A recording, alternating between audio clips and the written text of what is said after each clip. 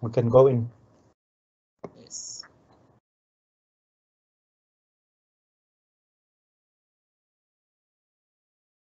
Good evening. Good evening, everybody. This is Professor Tennyson Mokochini. Welcome to one of our blast sessions. If you remember, these are the sessions that look specifically at topics that have been highlighted to us as areas that people are particularly challenged by. And today's session is a blast session on sample size formulation, basically developing a sampling strategy for your study, albeit a quantitative study or a qualitative study. So, of course, with sessions such as this, I can cover the material in generic terms, but I generally tend to not be able to do the very specific details that each of you will need to have attended to in your specific pieces of work. But I have no doubt that you will find this helpful. And just as another reminder, remember, as we progress much later in the month, probably early September, we will send out an invitation for all of you to send the work that you have in progress so we can give you guidance. And you will, of course, indicate the specific areas that you need support and guidance with. So some of you may have sample size formulation questions that you can present at that point. I have no doubt that the session that we do today will take you quite a long way towards being clear about what you need to do. For some, it may be all you need. In particular, those who are still working on their proposals may discover that this is more than adequate. Of course, I make some assumptions about the things you know, but these assumptions are well-informed assumptions because they are all relating to assumptions I have about you knowing things that I have taught you, or I know the series of lectures that we've had have covered. So as per usual, the starting point of this is just to explain how the evening works. I will be turning off the camera in a short while. With blast sessions, they tend to be quite fast. So hopefully within the next 45 minutes, an hour, we should be able to have gotten through the main presentation format part of this, and then I will look at the questions that are presented on there. Please try to locate your questions within the area that we're discussing today. If there are any outstanding things that are outside of this, or to do with administrative stuff and how you access recordings, you can post that too, and one of my team members will attend to it offline. Just as a quick point of note, the month of August is when we do these sessions that we call blast sessions. Basically, we are blasting the topic, and they all fall on Tuesdays. So if you haven't as yet noticed the pattern, every Tuesday we have these blast sessions. One of the things that has come up as a regular phenomena that people are challenged with is this issue of being personally motivated throughout your studies. And next week's session on Tuesday will be focusing on that.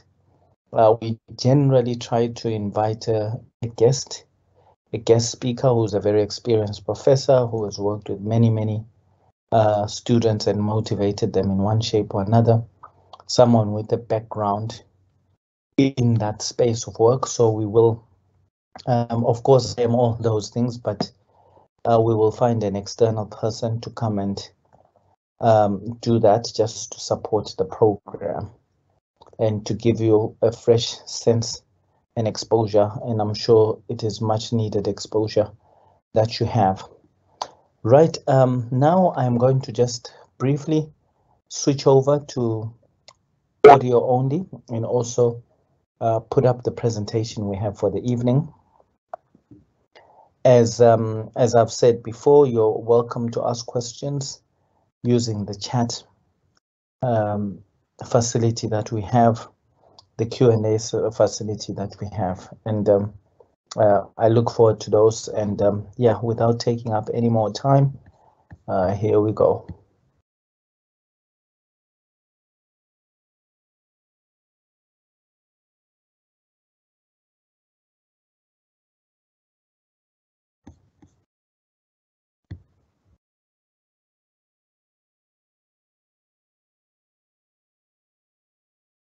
Right. As I have said, this session is on developing a sampling strategy in quantitative and qualitative research. Of course, some of you will be interested only in the quantitative bit. Some of you will only be interested in the qualitative parts. And then there are some of you who are doing mixed methods research, which essentially utilizes elements from both the quantitative and the qualitative directions that I will offer you.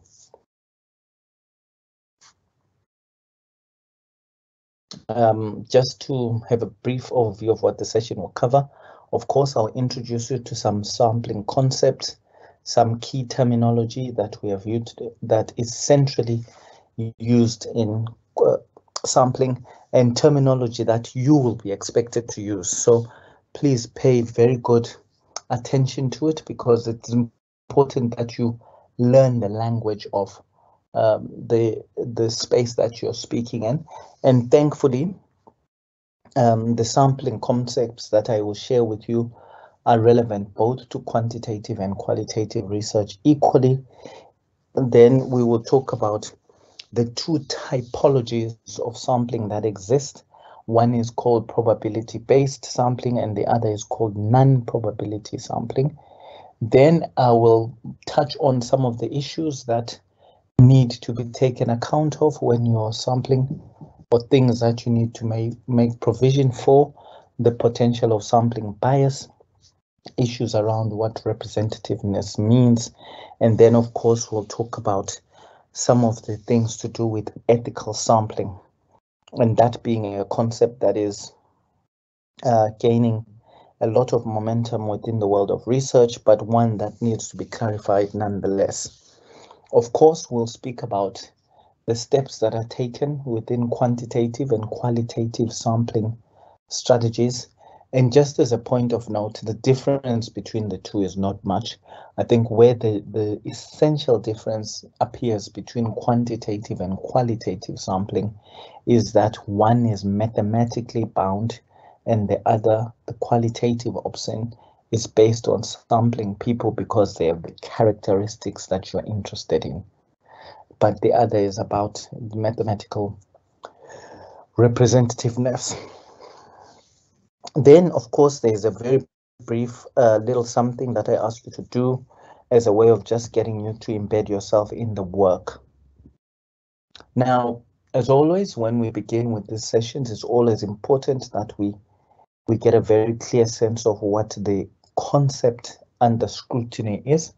And today, given that we're looking at sampling, we take a very inclusive definition provided by Pollock and Beck, in which they view sampling as a process of selecting a portion of the population or a portion of the whole number of subjects available to you, and that using that process to represent the entire population so that inferences about the population can be made.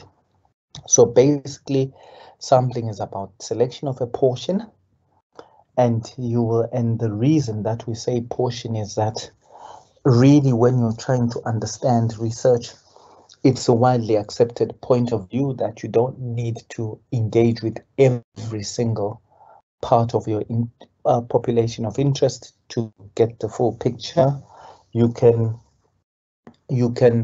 get away with that if you appropriately identify a small portion, but a portion that has the characteristics that will tell you a bit more about the rest of the group that you're interested in.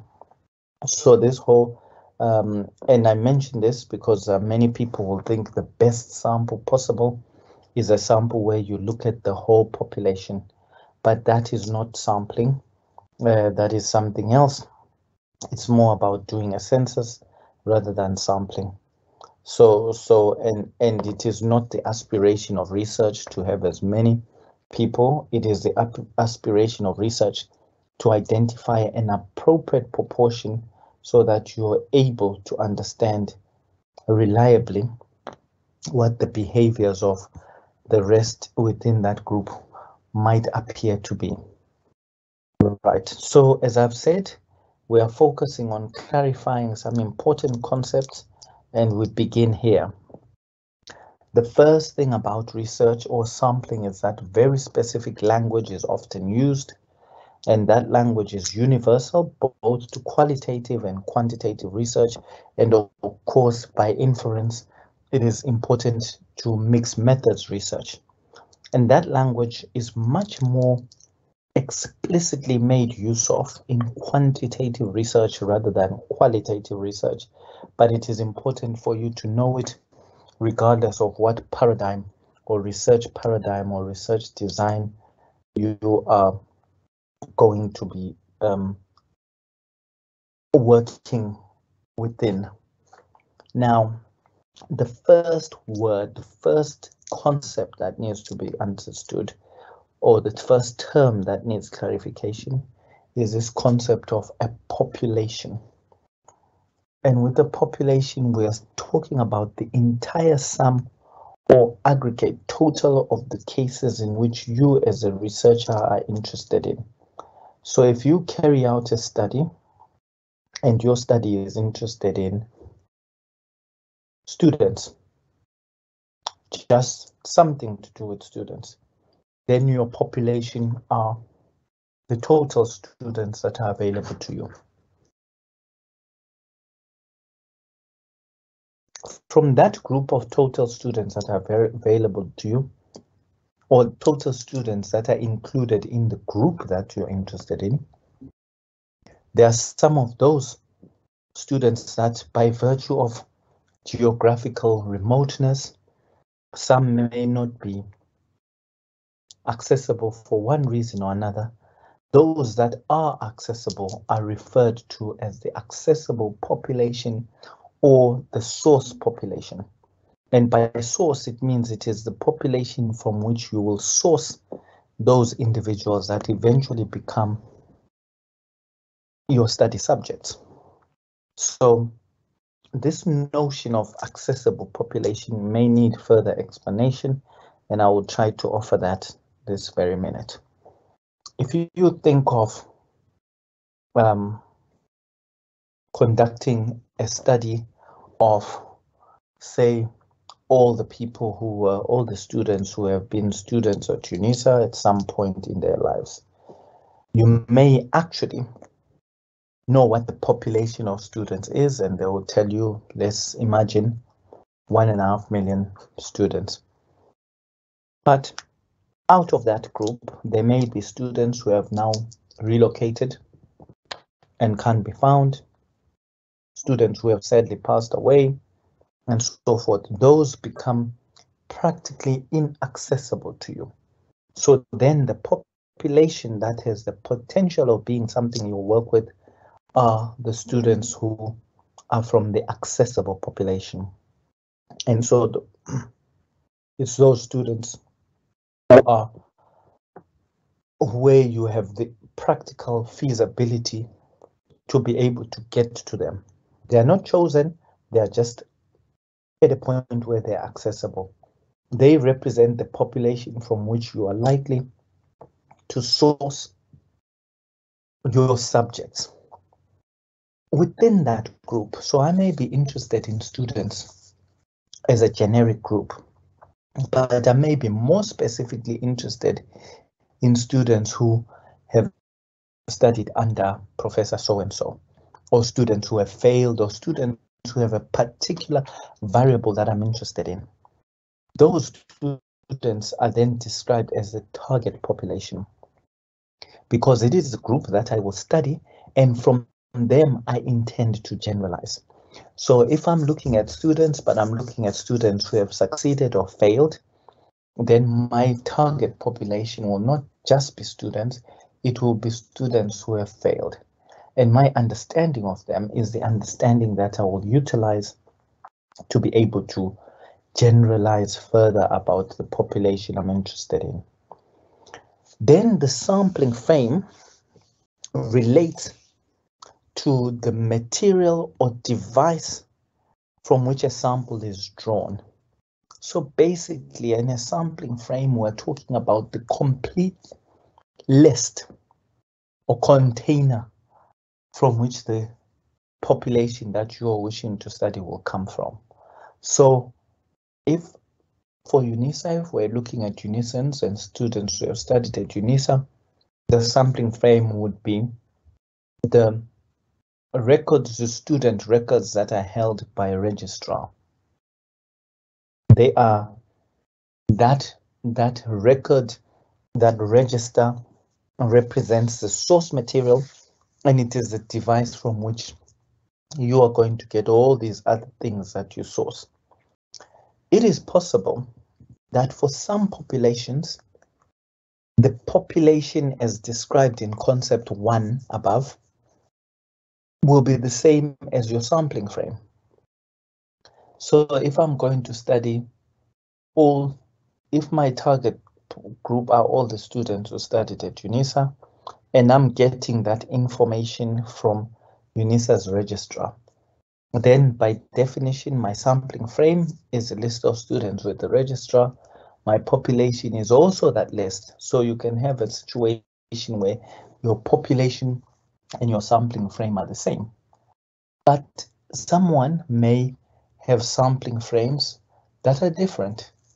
And that is where these concepts come up. If you were writing up your sampling plan, one would expect that you would provide us with some information about what your sampling frame is, some information about your population, some information about the fact that there may be 25,000 students, but from these only X amount are accessible or represent the source population. And then, of course, some information about the target population. Now, these concepts are useful to know, but critical to know if you're someone doing quantitative research, because when you develop your sample size later on, you will be using online-based tools and software that help you to determine what an appropriate sample size for your study would be. Now, that software uses and relies on you inputting specific data. So they will ask you, please tell us what the sampling frame is. Please tell us what the population is. Please tell us how many of those are accessible. Please tell us how many, tell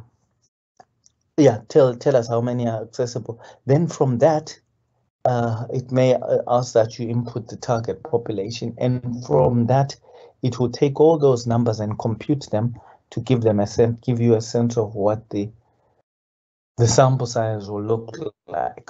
Of course, if you don't know those concepts, then you can't input the concepts into the sample size calculator. And if you can't input those, then the calculator can't calculate.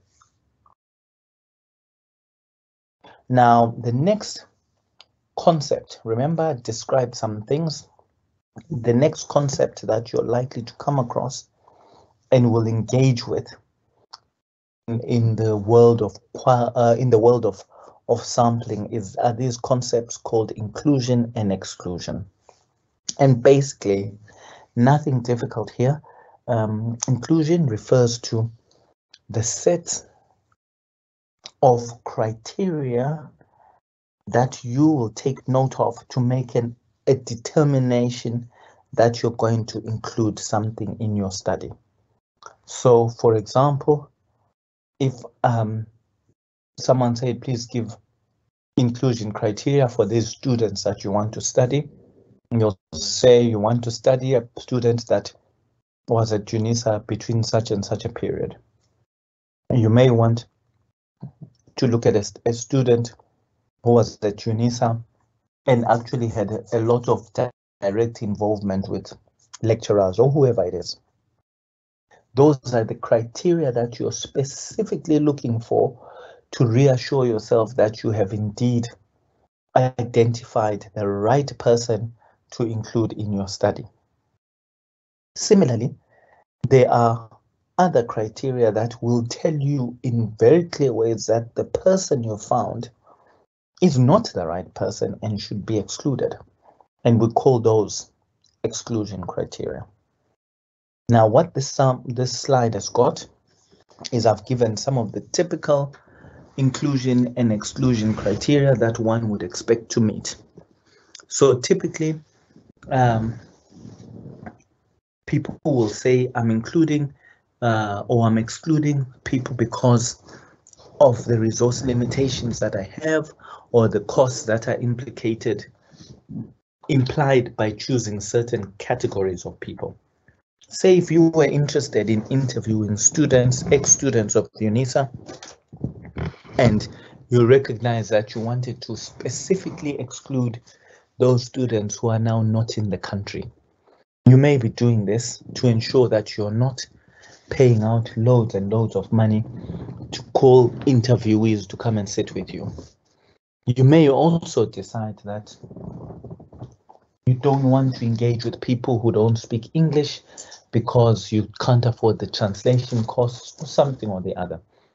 But all those inclusion criteria and exclusion criteria all have implications on the quality of the study. So whenever you decide on inclusion and exclusion, you need to be aware that the things you are deciding to exclude and to include do not substantially change the emerging quality of your work. You can't say things like you want to study students of UNISA, but your exclusion criteria is that you will exclude anyone who submitted a complaint about UNISA before. If you do that, then you're literally excluding some people whose contribution is essential for you to understand the concept that you're exploring or the phenomena that you're looking at. So some of the things that you use, I said, are cost and resource limitations. Sometimes there are feasibility constraints, some things that are not feasible. Sometimes you exclude people by virtue of their ability to participate. So you wouldn't want a UNISA student who can't participate because they are no longer able to talk or something. Then there are some things that you may decide to use as particular restrictions, and these are related to the design that you may use. Some people may have criteria where they decide that, look, I don't want to end up with one type of person as a participant. I want my study to represent all the range of possible viewpoints. And so as an inclusion criteria, I will make it specific that my sample will include people from the left of the argument, people from the right, and people from the middle, so that you have a dispersion. And that then becomes a restriction or a decision that you have made because you have either decided to go with the heterogeneous representation in your group or a homogeneous. And basically that means you are making conditions to make sure that your sample has enough representation of the type of thing that you're interested in. Of course, these decisions that you make have a whole lot of implications on your ability to generalize your study. So if you decide that, look, in your study you are excluding all people who are female, then by definition the findings will be limited only to males and will not relate to females. So just understand that these inclusion and exclusion criteria have implications on your ability to generalize, on the interpretation. And of course, when we talk about external validity, we're talking about how much of a representation of external truth these things are. So if you decide that in real life, a human population has got males and females in it, but you decide to only ask questions from females, then the validity of that piece of work outside of your study becomes limited, hey? And that's where that whole issue about external validity is important. Now, I've mentioned that there are two types of two categories of sampling. The first is probability sampling, the second is non-probability sampling, and in general, the probability sampling approaches are exclusively used within quantitative research, and the non-probability sampling approaches are exclusively used in qualitative sampling. Of course, as you would know, that if you are talking about being representative in quantitative research, one expects that you are interested in numbers being your key defining factor, your key explanatory value. So probability sampling is the gold standard in that. And in probability sampling, you are relying on randomized selection, which we'll speak about. It also ensures greater mathematical representativeness. And then of course you can, by knowing the sample size, you are able to make predictions about the likelihood of someone being included. So if you end up with a sample of 380, or you know your sample calculator says the sample should be 380, and you've got 760 people to choose from, you can say to everyone that there's a 50% chance that they will be included. Non-probability sampling is the exact opposite of that. It does not rely on mathematical calculation. It relies more on people having the characteristics that you're interested in. It involves non-randomized sampling, and the measurement of whether you've got an appropriate number of people in your sample is determined by data saturation and not mathematical representativeness.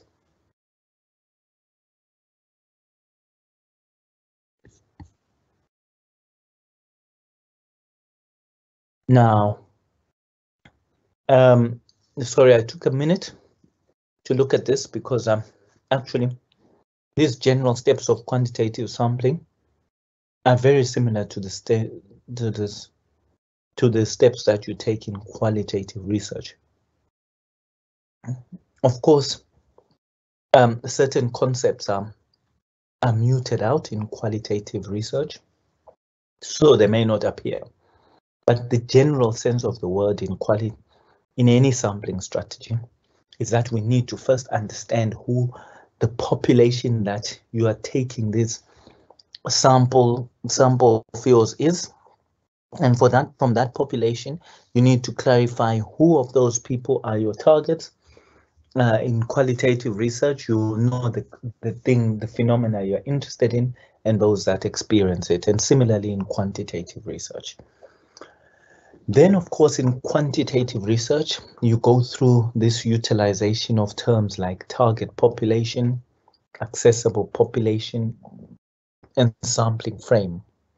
All these are very specifically utilized in quantitative research, but in the basic term, they mean you being able to know who the big population that you're interested in, who out of that population is available for you to work with, and out of that population, is there a particular criteria or particular dependent outcome or variable that you're interested in.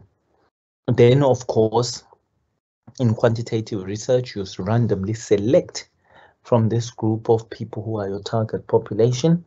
But in qualitative research, you would not. You would select them by virtue of the characteristics you're interested in. And of course, you obtain consent and so forth. Then finally, of course, in quantitative research, people have a random, they have an experimental group who experience whatever it is that you're doing, and then the control group who will not be exposed. And in qualitative research, that would not be there. You would just have identified a group of people to whom you'll engage with without the need for a control group. So similarly, here's Creswell describes a slightly different process for qualitative research, but as I say, the results are pretty much the same. You identify who it is that you're interested in. You identify who's accessible. You determine the places from which you will draw these people. Then remembering that context matters in qualitative research. You are arguing that someone who is pulled out of context A will inevitably offer you a different outcome from someone who's from context B, so that matters. But in quantitative research, context and setting does not matter, because the idea and argument is that everything can be objectively measured and accounted for and managed. So then the next step is around recruitment of potential participants, and then obtaining consent from them, and then continuing to engage with them until you reach a point when you feel that you have satisfied the requirements for information that you have, or your information requirements. Now, with probability sampling, of course, there are some key elements to it and characteristics, which I will share now. Is that firstly, all of them are driven by the unit of randomization. So being random or selecting things randomly is a key and the central overriding criteria or characteristic that is typical of all probability sampling, that all probability sampling uses a randomized approach as the basis for deciding how it is that they're selecting people. So randomization is the one key constant that exists all throughout probability sampling approaches. And then within this, there are typologies. And I've described this to you before, but I'll very, very quickly touch on them now.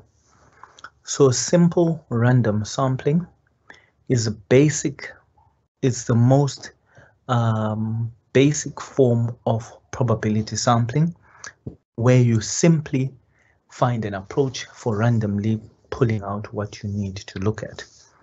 So a simple randomized selection is no different really from someone putting names in a hat and randomly selecting them. That is simple random sampling. The next type, and I will pick on that. So firstly, I said that it's a basic building block of all probability sampling. You of course need a sampling frame to know from the list from which you're pulling things, and then you also randomly select things. But of course, the one thing about it is that there's no guarantee from this approach that all the different forms of randomization that you do will guarantee that some of the key attributes that you want to capture will be captured. So if, say, you were going to do a randomized sample with 100 people, and the sample size calculator told you you should select 37, if you randomly select them, where the only rule is just randomness, all the 37 could turn out to be males. And then you would think, oh wow, but I know there are women in this group, and I wanted the phenomena to refer to them too.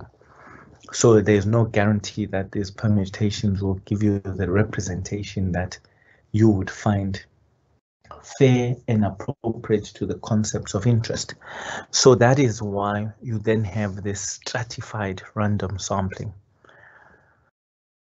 Now, this is defined as the initial division of a population into two or more homogeneous subsets or strata. And it's intended to be to ensure more sophistication than randomized sampling. And here's what the basic explanation for it is this. Say, for example, if you knew that you were studying people, and in that group of people, you have women and you have males. You can actually identify these two subsets and make a decision that, look, I want to ensure that my final sample has both men and women. So what I will do is I will stratify it. I will make sure that I have almost one sample calculation for the men that I want and another sample calculation for the women. And that's the creation of these two or more subsets. But in that world, there are two types also. You can just decide that I know my parent population or my source population as men and women, and I'm going to sample men and I'm going to sample women. And you can say that, but not have a rule of proportionality. So that means you've just decided, I want my sample to have men, I want my sample to have women. But you may not have committed to how the proportion of men you wanted to have with the proportion of women. But someone else who has much more information about the source population may say, look, I've looked at the source population and it's 42% men and 58% women. Therefore, even when I do my sample, I want the sample to be proportionally differentiated. And that's where you get this idea of proportionate versus disproportionate strata. And of course, in the quantitative world, people would say proportional stratification is better than non-proportional, because with proportional classification, you're actually saying, I know that they should be men, I know that they should be women, but if I want my sample to recreate what reality is, I know that there's this many more percentage of men compared to women. So that's how it would differ. Now, cluster sampling is another type of randomized sampling, but this is different now. What this is normally called is, they always sometimes call it multi-stage sampling. And some will say multi-stage sampling is where you may have layers of where you are sourcing your populations from. So say we are studying students. I may be studying students in KZN, but I now need to make a decision about how I will sample the universities that I look at. So then you discover that, okay, if you are looking at universities in KZN, there's Durban University, there's Mangosuthu, there is UKZN. How do you decide which of those three you choose? So you might decide to randomly select at that level, and that's your first level of selection. So you randomly select at level of which university. And once you've selected at that university, you then think, okay, this university has 5 faculties. An economics faculty, an education one, a business one, a health sciences one, and a science, engineering and technology one. Then you think, right, I now need to sample from those. And then so out of those 5 potential faculties, you sample 2. And in those 2 that you sample, there might be departments. So you decide to sample the departments. And you recognize now that you've got multiple stages of sampling. So you get to the final thing that you're looking at. And that multi-phase sampling is what they call cluster sampling. Of course, this people find to be less representative, because you are not clustering, you are not sampling things by virtue of them possessing qualities of note.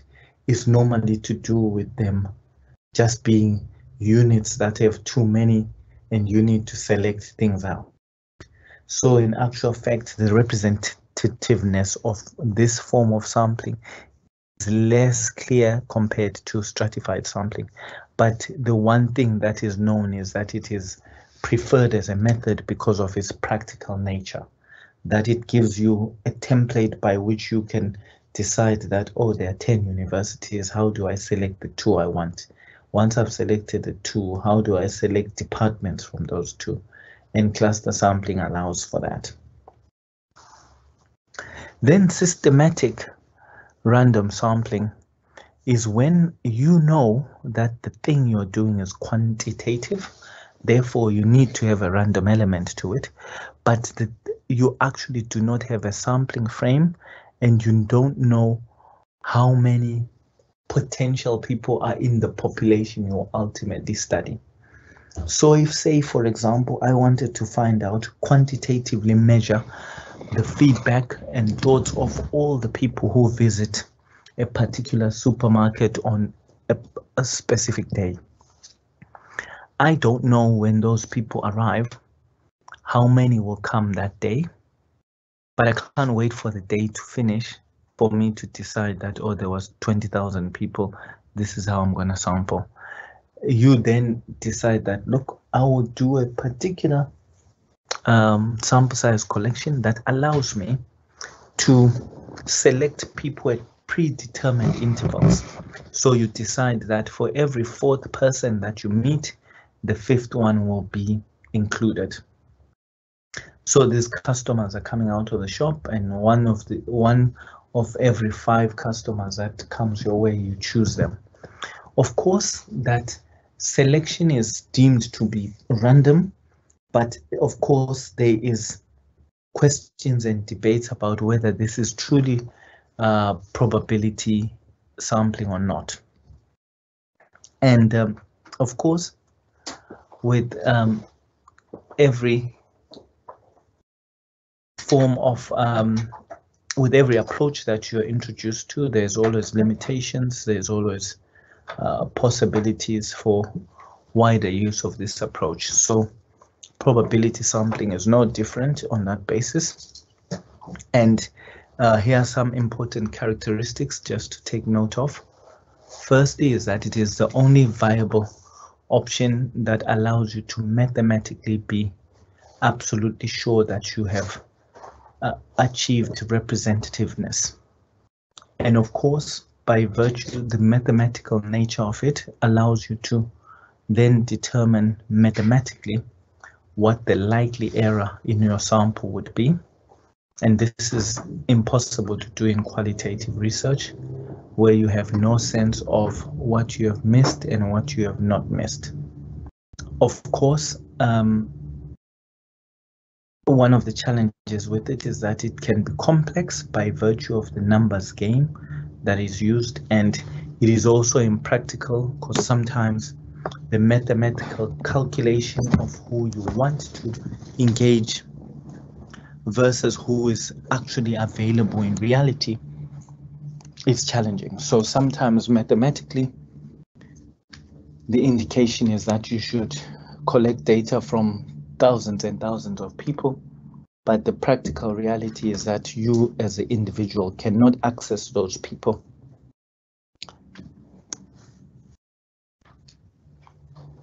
Now, to every type of sampling, there is the alternative to it. And similarly, in qualitative research and quantitative research, the counter opposite of probability sampling is this thing that we call non-probability sampling. Essentially, this is selecting on the basis of non-random methods. So you are selecting things using everything else except mathematics. This approach has lower representativeness, and in that world, it is very straightforward, but it is important nonetheless.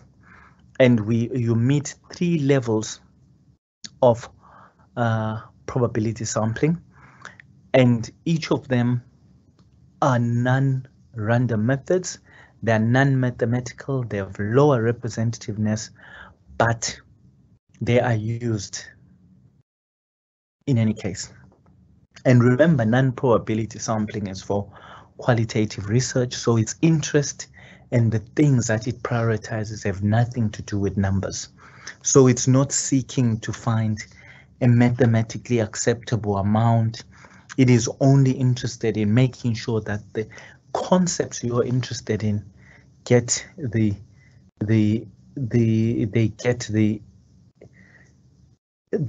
attention that they should be getting. And in this world, there's what they call convenience sampling, quarter sampling, and purposive sampling.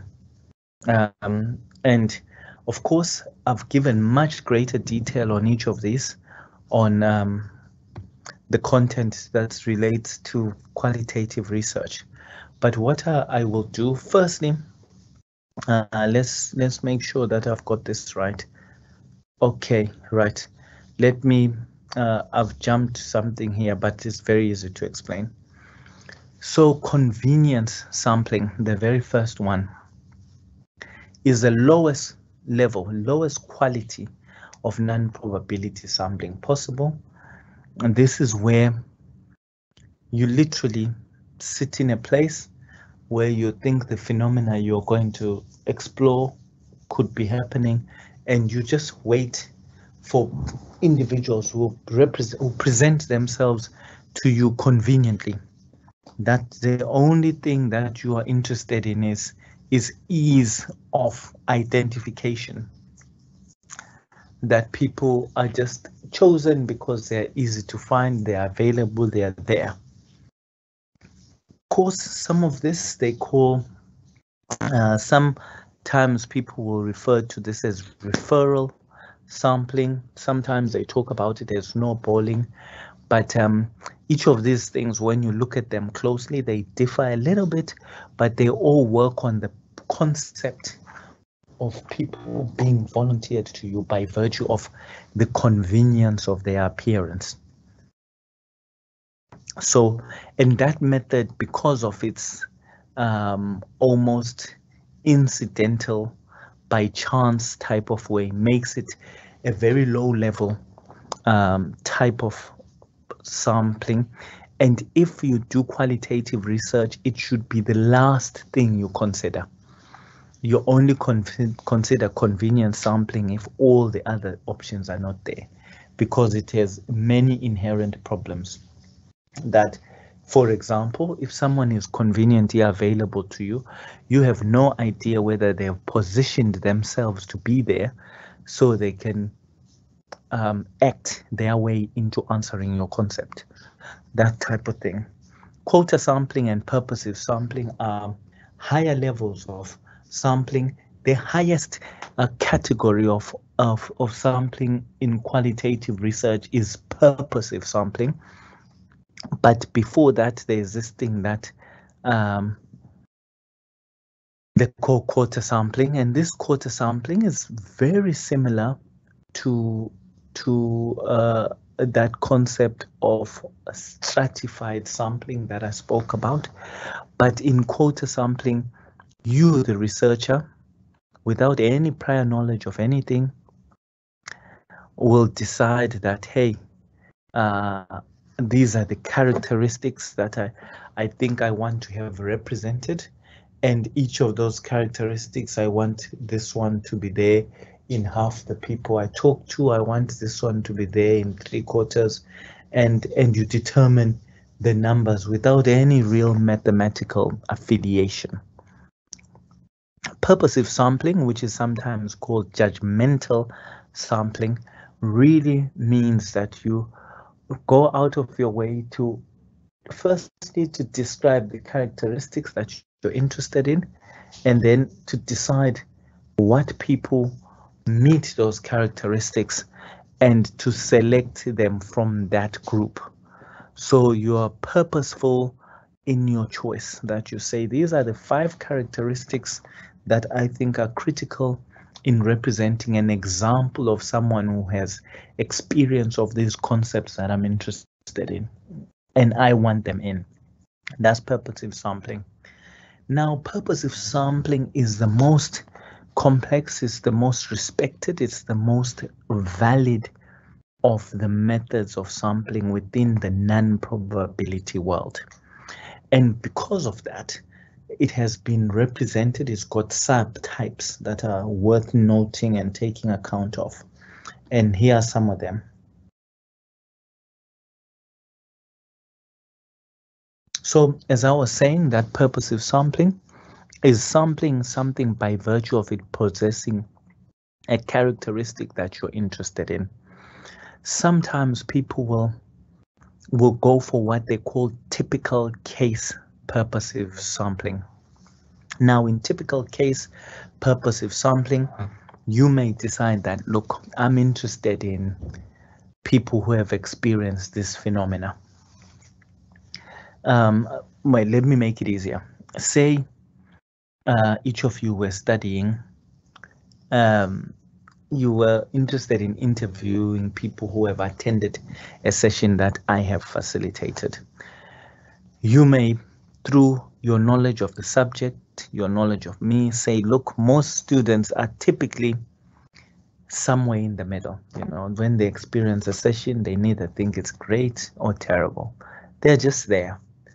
They won't go around crying out their opinions, but if you seek their opinions out, they will give you.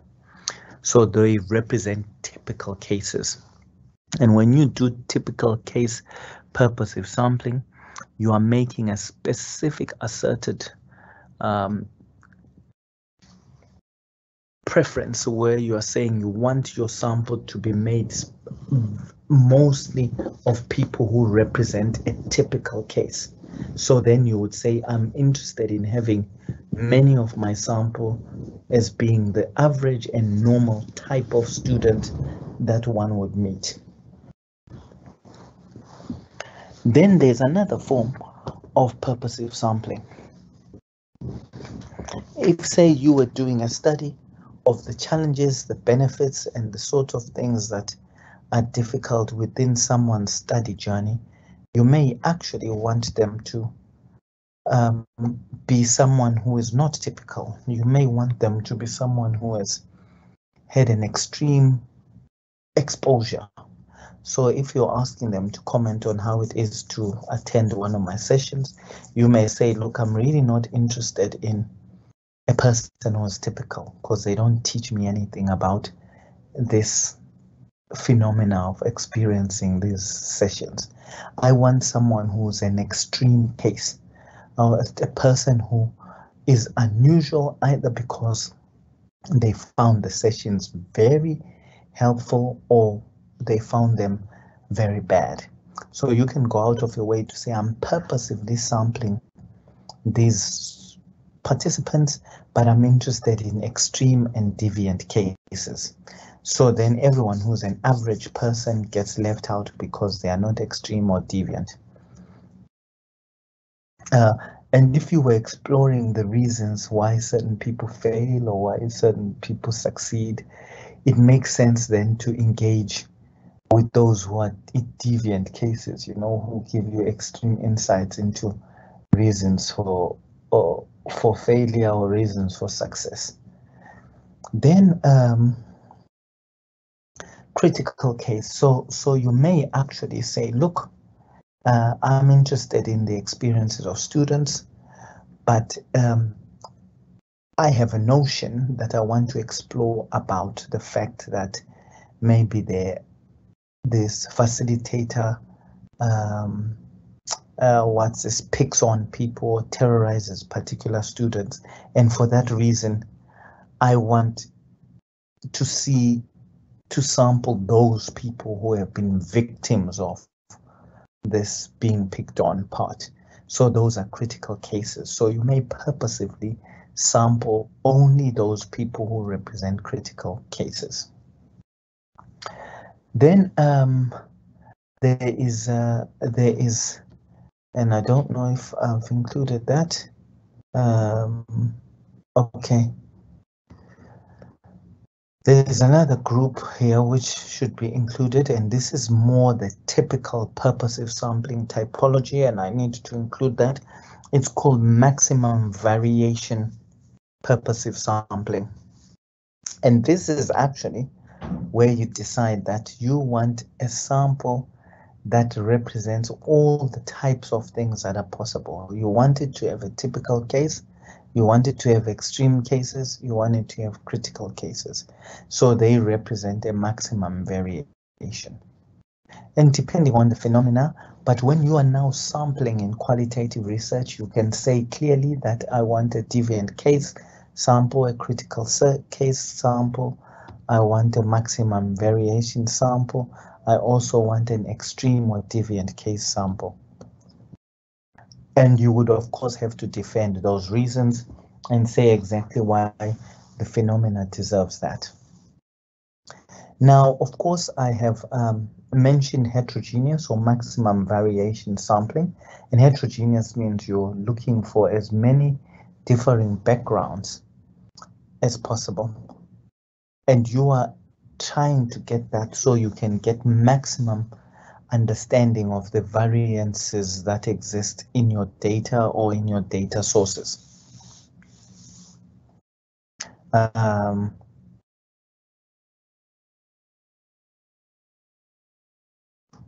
then, of course, now in maximum variation or looking at heterogeneous sampling, there are very specific types, and one type that stands out is people will say, look, if you've chosen to do grounded theory, you'll remember that grounded theory is about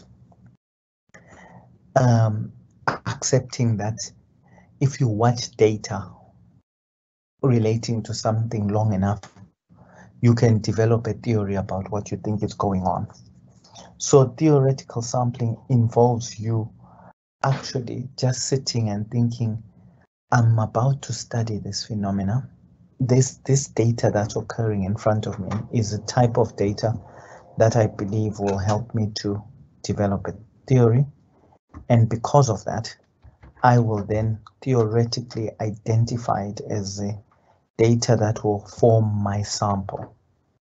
So there is no other rule that's governing you except the belief that this data enriches the theory that you're trying to get to.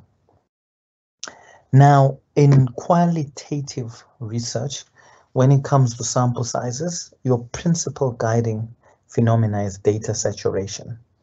And really all that data saturation is about is that it says when you're collecting data in a qualitative space, your main job is to get deep insight into a phenomena, deep and expansive insight.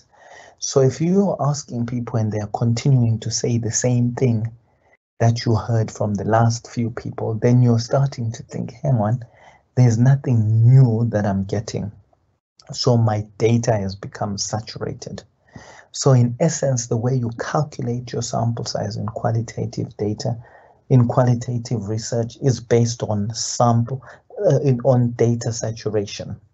Now, essentially, it means you could decide, I want to study this phenomena. I will speak to this group, keep looking for more people who meet my criteria. And then if I start to see that they're not saying anything new, I will now start to assess whether data saturation has occurred. When data saturation occurs, you don't make a decision on your first person that, they are saying what someone else said before. You kind of think, okay, I'm starting to hear familiar things. Let me try to see if the next 3 or 4 interviews give me this. And if all of them give you, then you can conclude that you've really attained data saturation.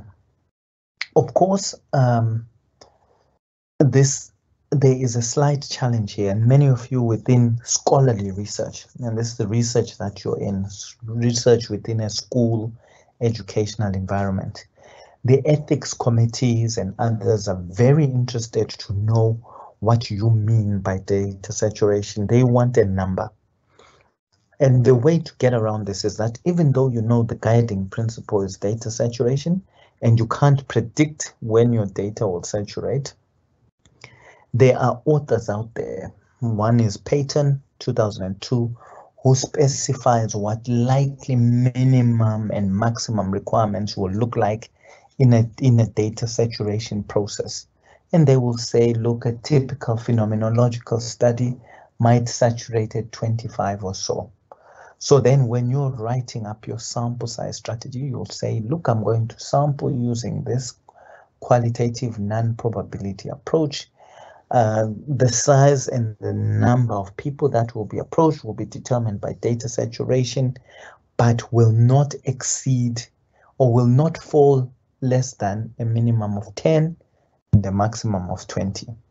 Then in that way, you are assuring the reader and everyone else that you understand the concept of data saturation, but you're also assuring the scholarly people who overlook your work that you're basically saying, look, no matter how much this goes on, I will, after 20 or 30 interview responses, call it a day.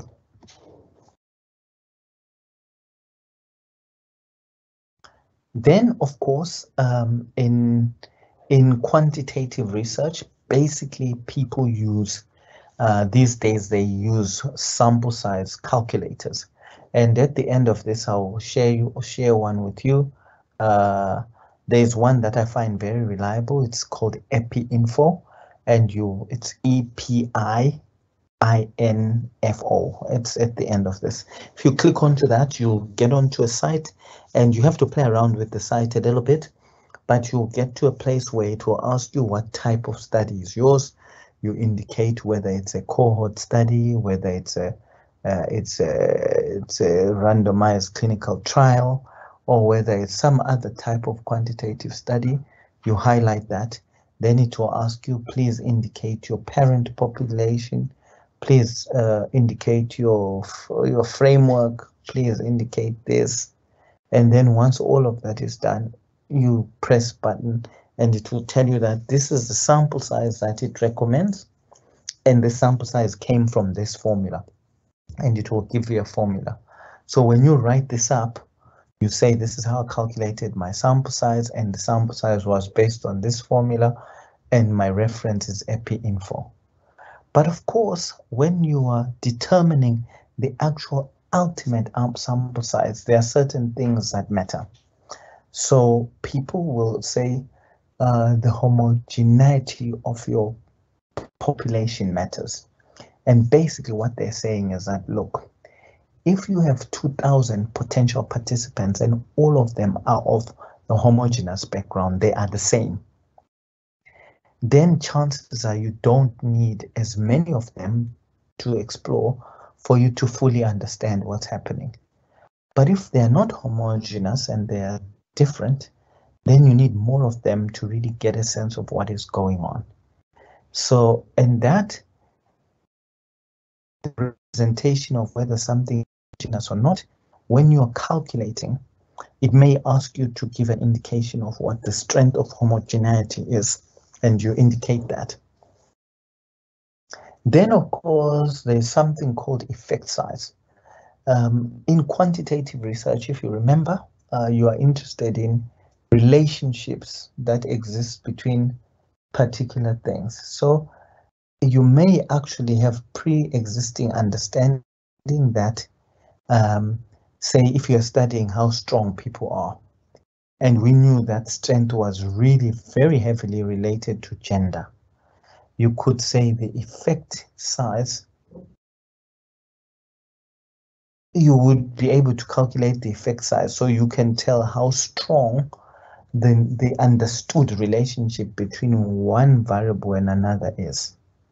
Another factor that affects sample size requirements is this whole thing of cooperation and attrition. And what is found is that whenever you deal with humans, or in particular more difficult subjects, it is realistic that when you calculate a sample size, you take account for the fact that the calculator might tell you to invite 50 people, but you know that when you invite 50 people, maybe only there's a percentage that will not cooperate. There's a percentage that will start cooperating and drop out. So you then build in your own sense and you say, look, I know that the sample size indicated by this calculator is 384, but I am going to build in a 10% attrition buffer to account for the fact that I believe there may be 10% who may not show up. The number 10% is something that people just get to know over the course of time. And ordinarily, people make provision for anything between 10% and 20% for these human factors to make some of our sample sizes diminish.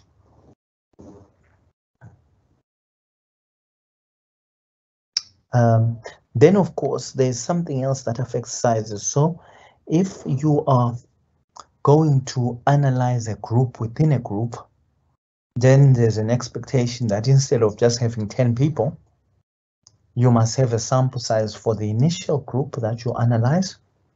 But if there are small groups within that, you need to develop another sample size formula for the small groups. So if there's many subgroups that are going on, your sample size calculation will change substantially. So I notice here that for some reason I have not indicated on this slide the actual website that you can pursue to get sample size calculations. And I know that my previous slide that I did on quantitative research methodologies offers that, and I will direct you to that, but I will also just make sure that within this session I type out what the focal point or the area where you should seek out some of these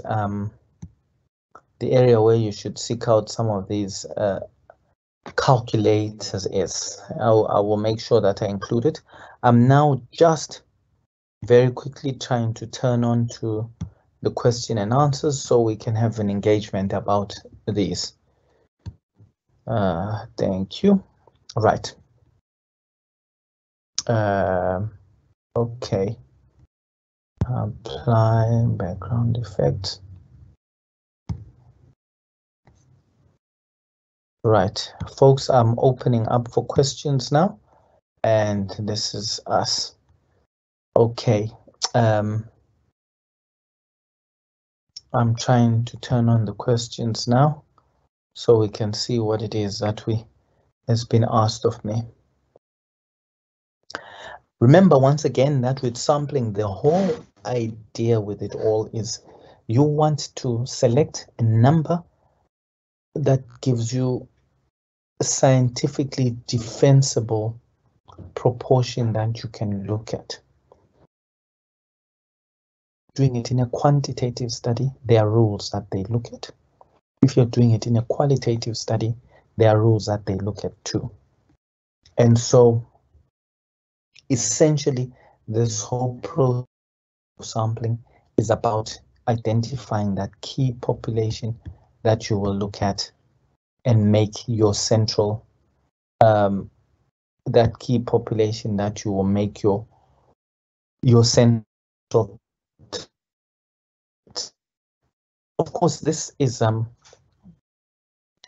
this has some basic principles you follow. One of those principles is that you must be absolutely clear that you want the smallest number for you to have the confidence that you have studied what you want to study.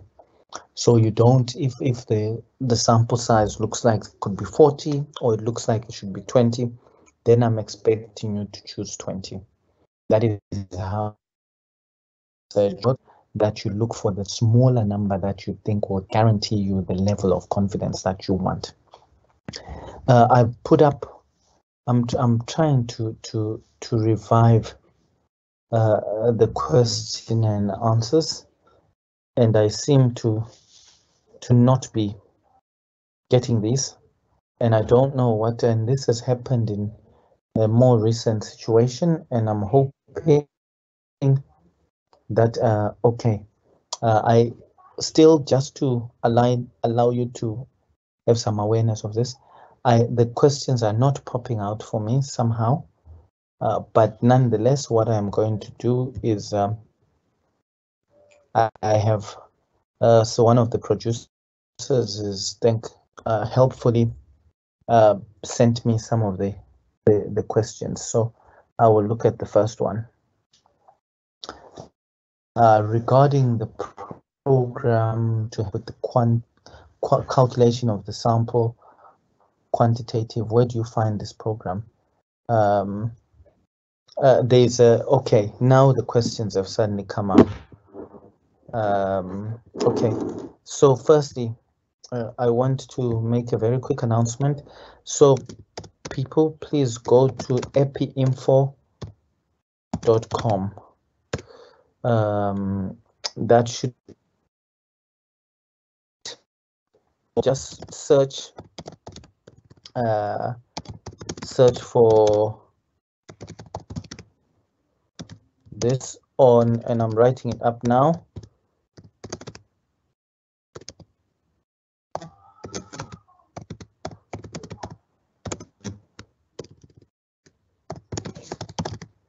Right, so you just need to Google sample size formula calculator, sample size calculator, and when you log on to that, it basically will show you, there's a handful of them, but the one I use the most is called EpiInfo. There's a handful of them. You choose any one of them, you enter those concepts that I shared with you, and then once you enter them, it goes through step by step, and it calculates and gives you a sample size. Then it also gives you the formula that was used by the software, as it were, to calculate this, and you can copy and paste onto your thesis or dissertation or your proposal. So I hope that helps. Where will they be? Yes. Calculation stuff is straightforward and very simple. I can do the session literally takes 7 minutes. Basically, what you need to know is you need to know those terms parent, or you need to know what the source population is, target population is, and have numbers. Then you go on to a sample size formula calculator, which is available online, and it will ask you for certain descriptions that relate to your sample. So it will ask you, what's a sample frame? What is this? What is that? What level of confidence do you want to have in your results? Do you want to be 95% sure? Do you want to be 80% sure? Do you want whatever? Then once you input those choices, you just press calculate, and the number will come up, and then it will say, here's the number, and this number was calculated using a formula. That's basically how it works. Please confirm that in mixed methods we can use both probability and non-probability sampling. The answer is yes. Remember, when we mix methods, it's mixed methods because an aspect is qualitative, then an aspect is quantitative. So the qualitative elements need you to have samples, they need you to have their own things. So from that, you would do non-probability. The quantitative ones will also need you to do probability-based sampling. What does data saturation mean? Could you please elaborate more? I think I have since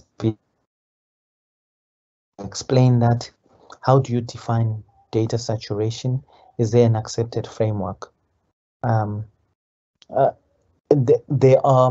The issue around data sampling, data saturation, is that the definition is to do with you exploring things until your respondents start to give you no new answers.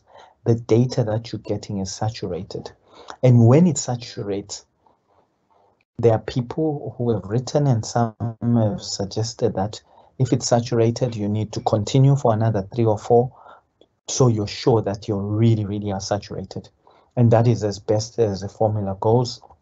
As I explained earlier, that there's expectations for you to explain.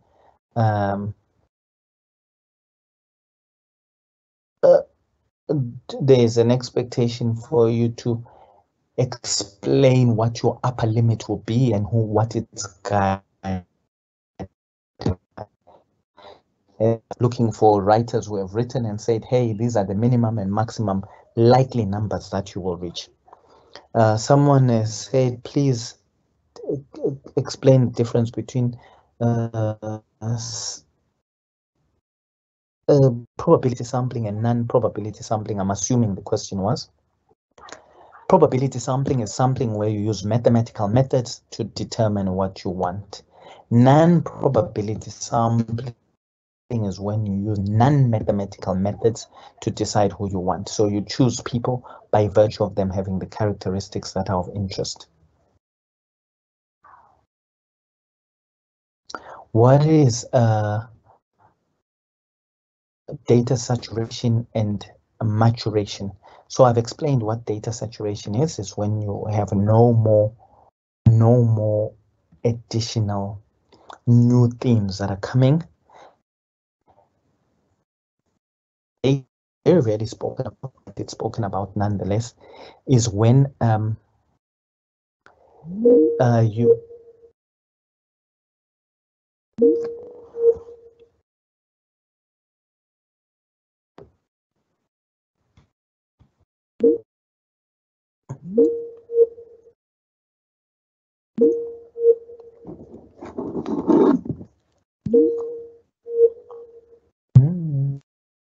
Hi. Now, Prof.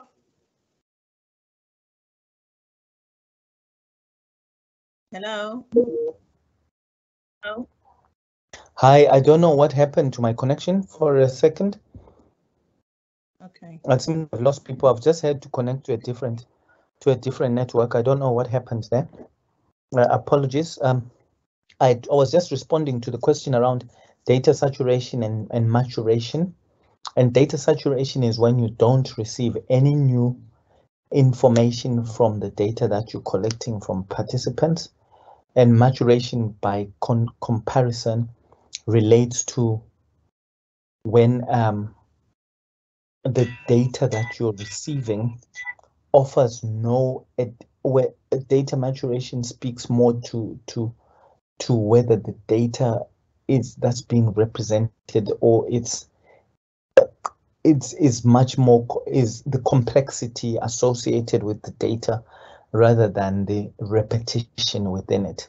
So maturation is about complexity and the fact that often when you engage with people about a phenomena, the initial responses tend to be fairly non-complex, and as you engage with them, they become more and more complex, and that's a maturational process versus a saturation process where people repeat things that they've repeated over and over.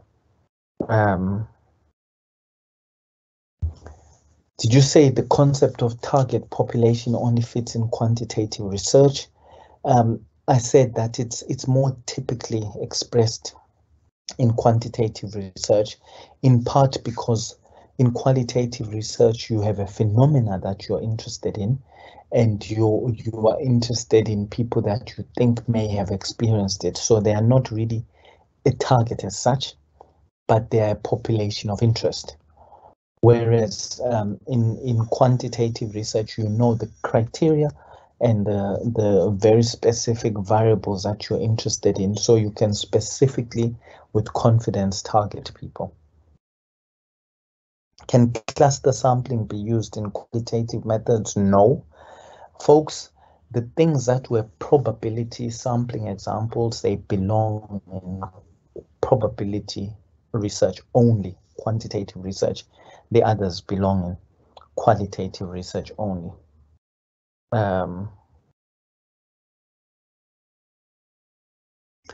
The key reason for being concerned with sampling is that of validity, both internal and external.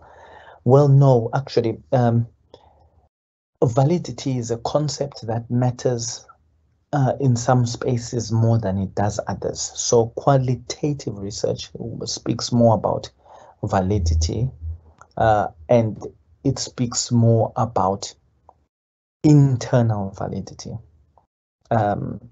Whereas quantitative research will speak about external validity. For simplicity's fact, think about validity as being the truth of something. External validity is whether that thing is true in relation to things external to it. In the other phenomena we know that are external to it, and internal validity, it relates to the truth measure in relation to something being true to its own representation of what's going on. So as you realize, you then can tell that they are phenomena that are of differing importance, because qualitative research is about subjectivism, whereas quantitative research is about objectivism. There's another one that says, can cluster sampling be used in quantitative methods? I think I've answered that already. I did say that it is used in quantitative sampling. How else one can justify convenience sampling? Folks, convenience sampling is literally the very last option. You do it when you have no other method. It's literally, so whenever you do convenience sampling, you have to spend a lot of time explaining why you didn't consider other higher orders and more intentional methods, because it really is nothing more than it being easy and convenient.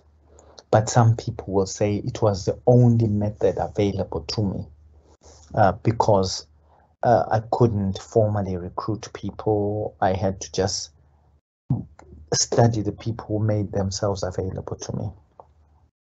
What determines sample size? I think I've answered that several times. Please say something about qualitative data analysis. I'm not so sure. Please say something about qualitative data analysis.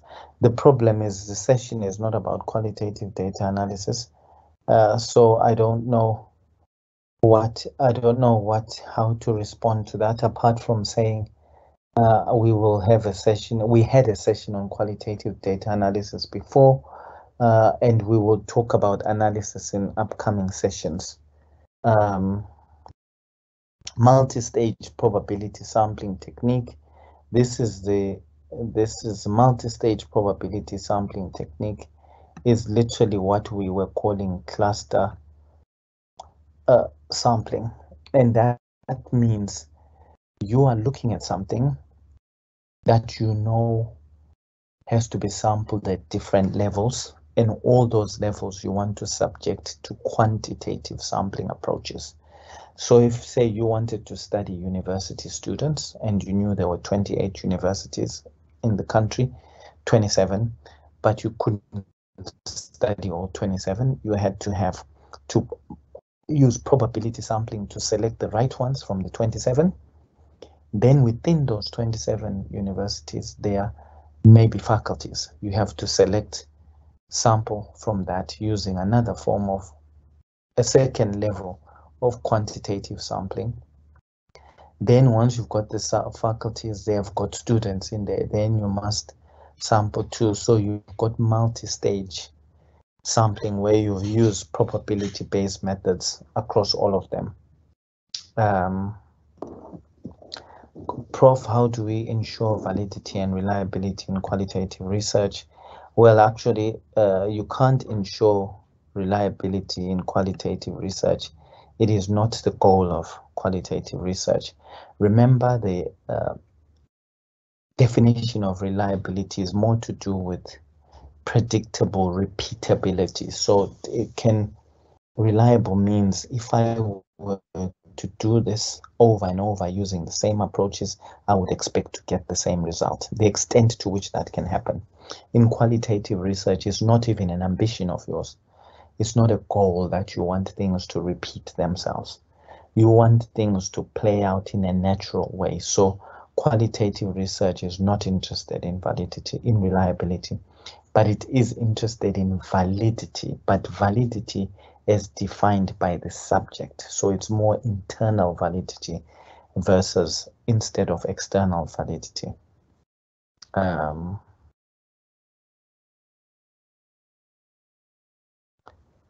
Someone has said, is it a must to use a sample size calculator, or can one base their sample size on data saturation?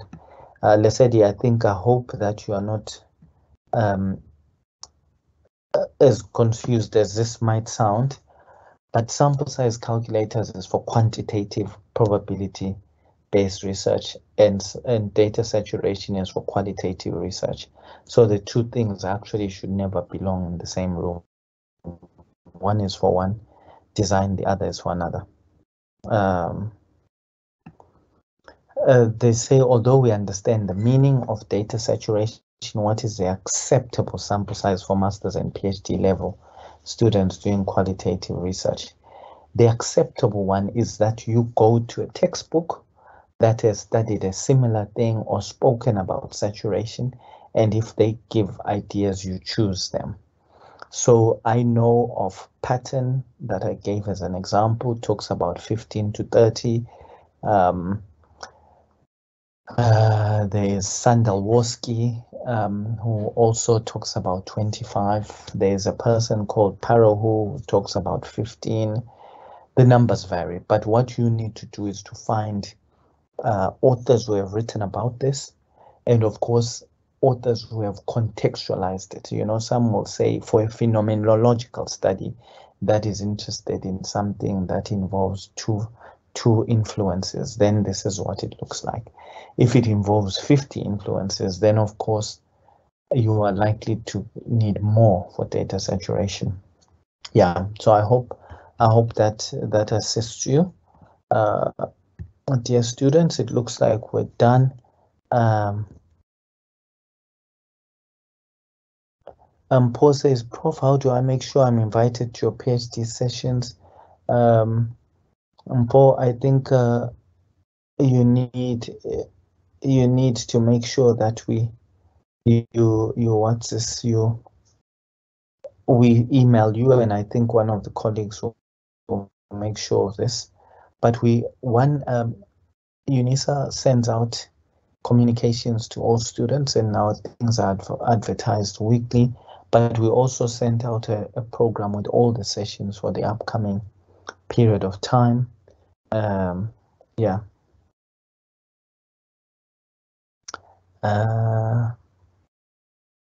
Yes. Okay.